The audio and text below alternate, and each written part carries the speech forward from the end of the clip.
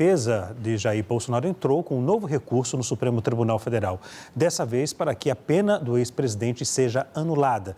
Ele voltou a precisar de atendimento médico por causa das crises de soluço. Quem acompanha esse assunto é a nossa repórter, a Suane Guerreiro, lá de Brasília. Boa noite, Suane. Atualiza para a gente o estado de saúde do ex-presidente.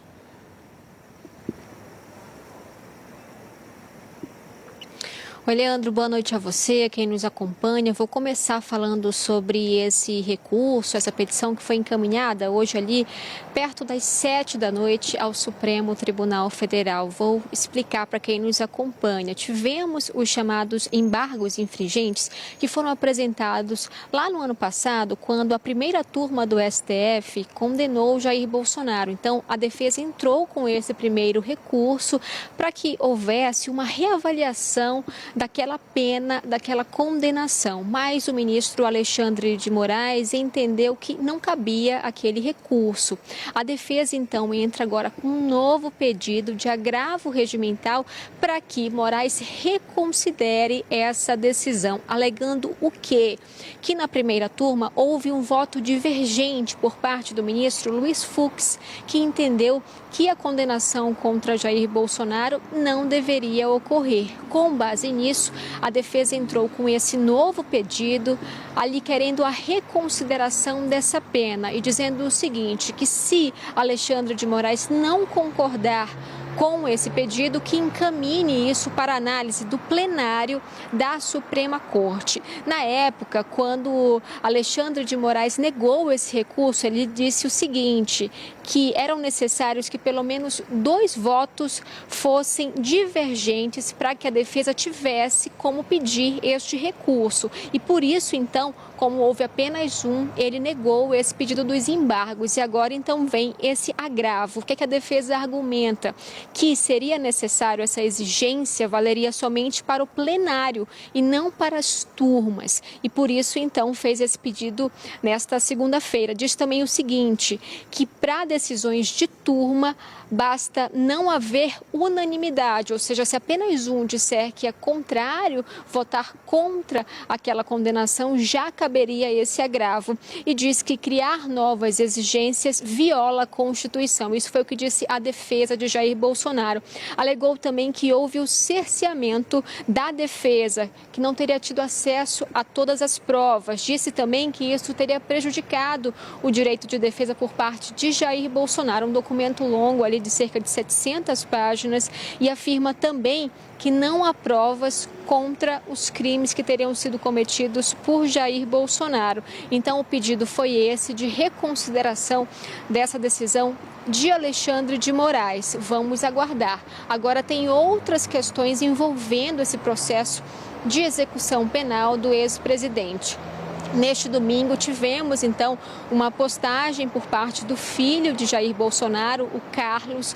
Ele que disse que um médico que acompanha a família precisou ir até a superintendência da Polícia Federal para prestar um atendimento a Bolsonaro, devido a crises de soluços, a soluços ali frequentes que estariam evoluindo para azia, o que estaria dificultando a alimentação e o sono do ex-presidente.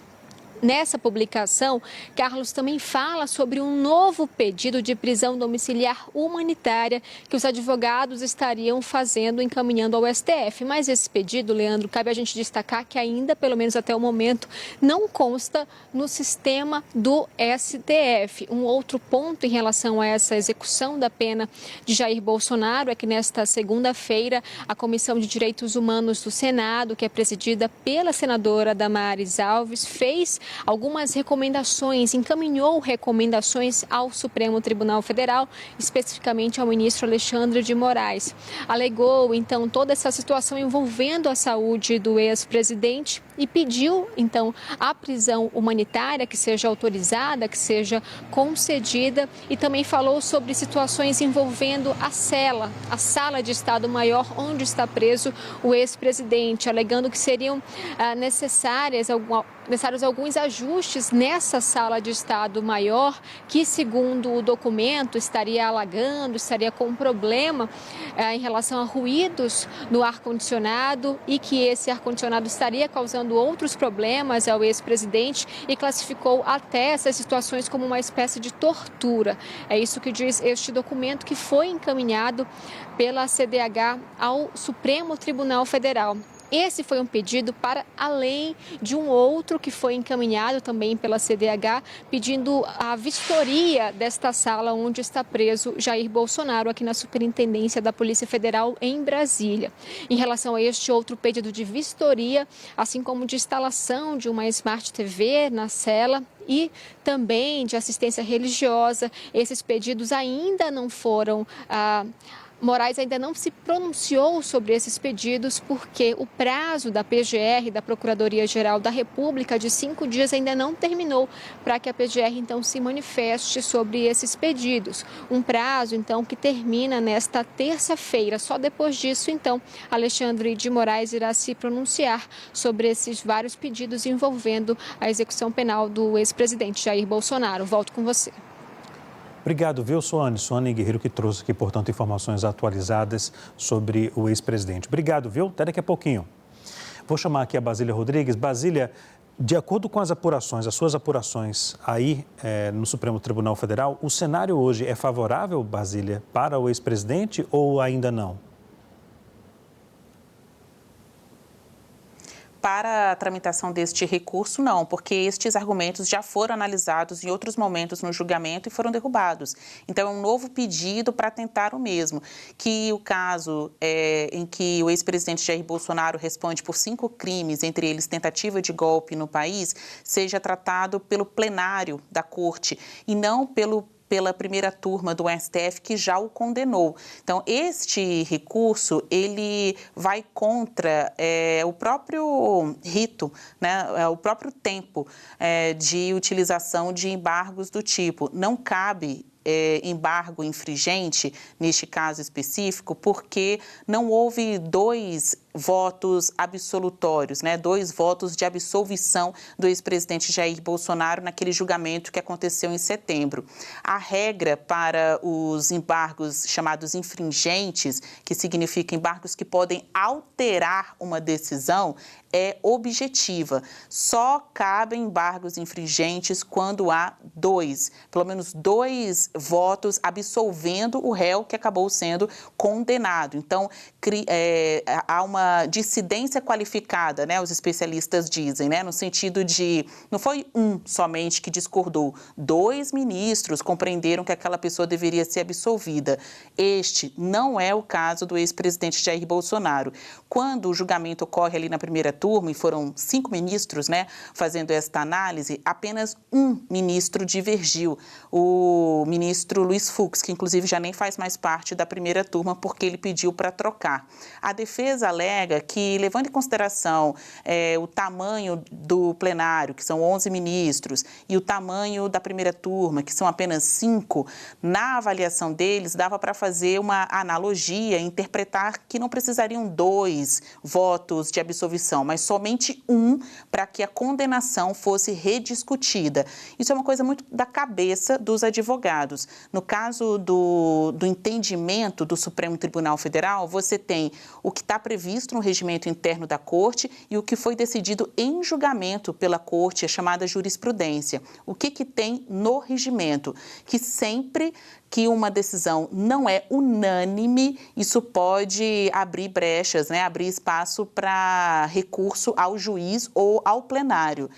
Mas, veja, sempre que não for unânime, havia essa dúvida. A falta de unanimidade por quantos votos? 1, 2, 3. O Supremo, em 2016, se reuniu e discutiu uma regra objetiva, justamente para não permitir que outras pessoas condenadas pudessem utilizar desta lacuna do regimento interno para ir apresentando vários recursos, até chamados recursos protelatórios, que aí não é mais para declarar que algo está errado, esclarecer ou mudar uma sentença. É só para ir empurrando mesmo com a barriga a chamada execução da pena. Lá em 2016, 10 anos atrás, os ministros entenderam, então, 2 votos. Se houver 2 votos pela absolvição, caberá embargo infringente.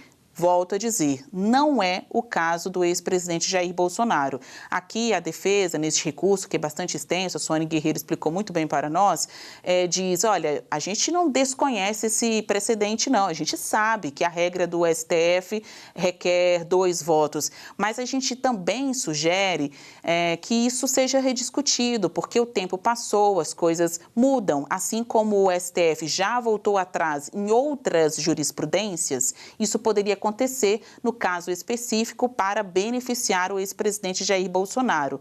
É pedido novo para solicitar o mesmo, Leandro. Não há expectativa de reversão da pena do ex-presidente com a atual composição do Supremo Tribunal Federal e também o rito já estabelecido lá no iniciozinho de toda essa novela, que somente a primeira turma, 5 ministros, iriam decidir o início, o meio e o fim dessa história, e não o plenário da Suprema Corte, onde até há outros ministros ali mais simpatizantes das teses utilizadas pela defesa do ex-presidente Jair Bolsonaro. Porque quando o jogo fica fechado entre os 5 da primeira turma, é condenação. No máximo, 1 voto opositor, o de Luiz Fux. Com a mudança recente que foi feita ali na primeira turma, nem mesmo o voto do Fux existe mais, né? Ele não conseguiria nem mesmo decidir isso.